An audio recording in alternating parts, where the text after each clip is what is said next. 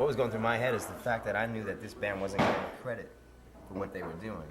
I could see that there was a lot of other acts I'm not even going to mention that like really profited from their creativity, you know, their vision of sound. They were ahead of their time. It was just they had a vision of sound and they did a thing, and cats knew because they created that magic. Oh, look at that! And took that and ran with it. And all these other artists, some other artists that we know that we're not going to mention, were credited with their sound. And, you know, that's whack, but that happens. The industry has nothing to do with awarding its true geniuses. So,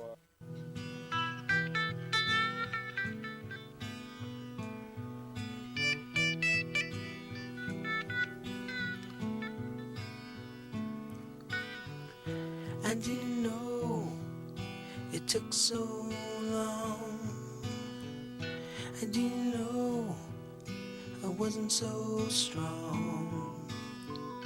I didn't know, still I pulled myself along in this place I call my home. Who are you? Could you really recognize? Who are you to grind your teeth in this ice? Who the hell are you? You know, seeing everybody lies in this place we call our home. In this place we call our home.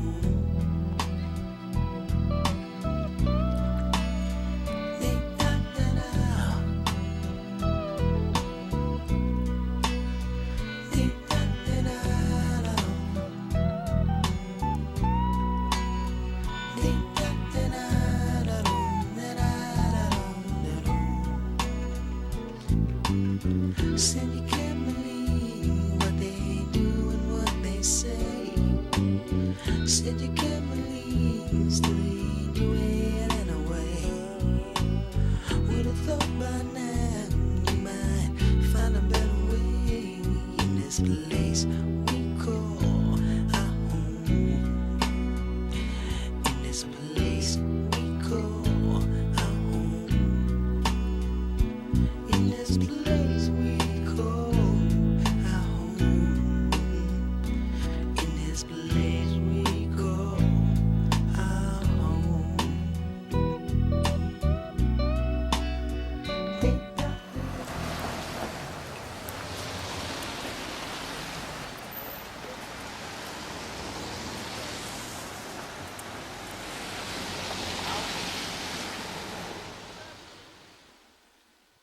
Let's take a look at what Senator John Kerry had to say on this show about the possible connection between what happened in our decision to go to Iraq and the previous calamity that came to this country in the form of 9/11. What I believe is that the administration made an enormous mistake in judgment, no matter what it was. And a lot of it was driven by Paul Wolfowitz, Richard Pearl, and people, Dick Cheney, who had a strong belief that they needed to change the order of things in the Middle East. The point is, they misled America. I think hip-hop's going to bring white kids back to rock and roll because white kids have abandoned rock and roll. Yeah, that's what I'm saying. But hip-hop is bringing them back to it. It's coming right back now. It's the first music where kids of different races actually got along. Exactly. And it's the most unlikely. They walk alike. They clothes look the same on them, and you would think that it wouldn't happen that way because of the aggression that it sounds like it's in hip hop. You know, the metaphors is hard to interpret. You know, you may think you hear what you hear, but they be feeling something else or hearing something else altogether different. U.S. Custom Coast Guard dope dog, nickname Bustum. Like most dope sniffing dogs, he's got a habit, trained to have to have it. Pick up the tracks of the traffickers and track them like a rabbit up the coastline. K9 control substance retriever, receiver of the Golden Nose Award for leading them to the cash, cashing in on the stash.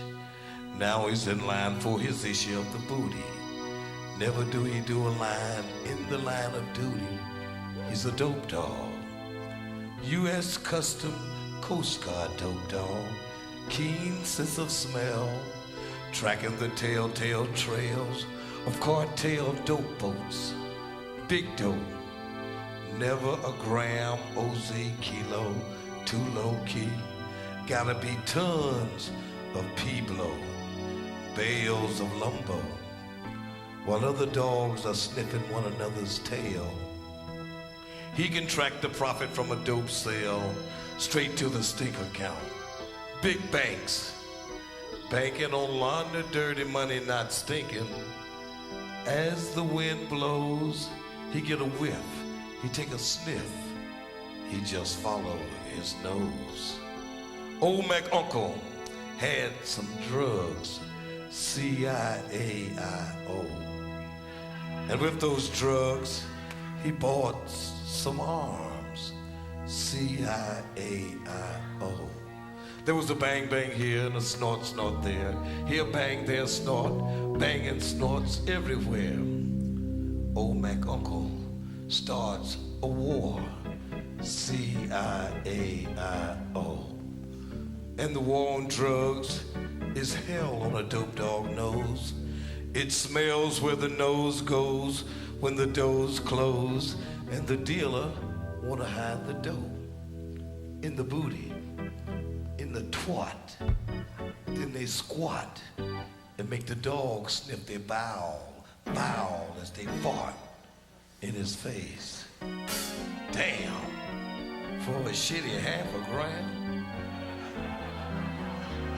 An undercover narc with a bark took a bite out of crime, posing as a CNI dog.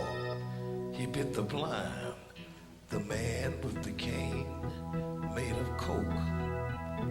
As sure as the dope boats float, the media goes comatose. Unrelated over-the-counter overdose now become drug-related, aided and abetted by a lot of apprehension and indifference. The bigger the headache, the bigger the pill. Y'all can take your medicine now, 'cause you gonna be ill when I tell you the deal on dope. There is more profit in pretending that we're stopping it than selling it.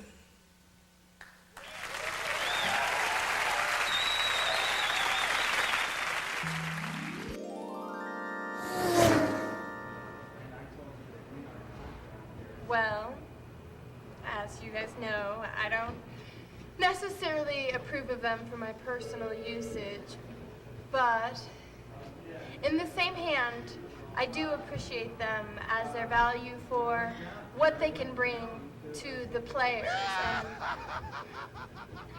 you know, we all have our problems, and some people take aspirin because they have chronic headaches, and some people take acid because they need to see the world from a different perspective with more freedom and beyond what their mind is able to actually see and accomplish.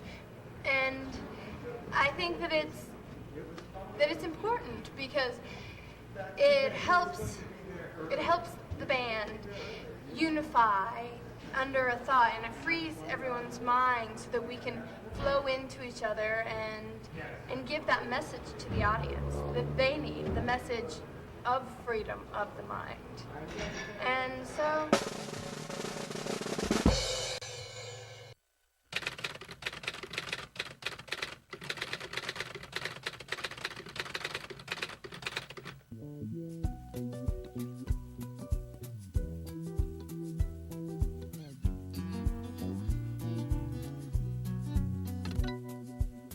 Day by day, what can I say? I can't stay here no more. I say goodnight by the dawn's early light, and I stumble out the door, and I'll be just another stranger who knows your name, and you'll be just a little baby who's not to blame. Static remains. Stay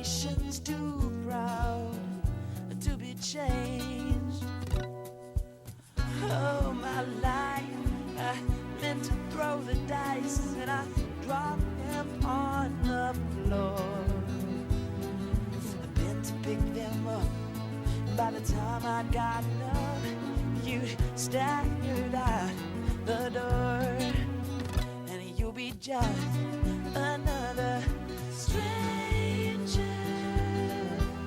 who knows my name.